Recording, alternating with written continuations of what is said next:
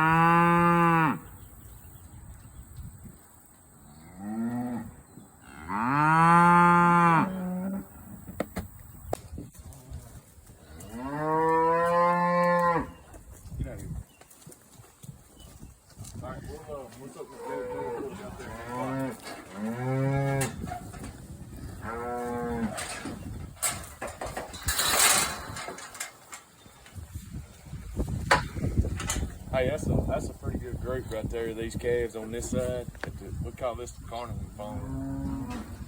This, for whatever reason, this group of cows right here always raises some outstanding calves. Y'all watch these 2. These little calves are here 6 months old.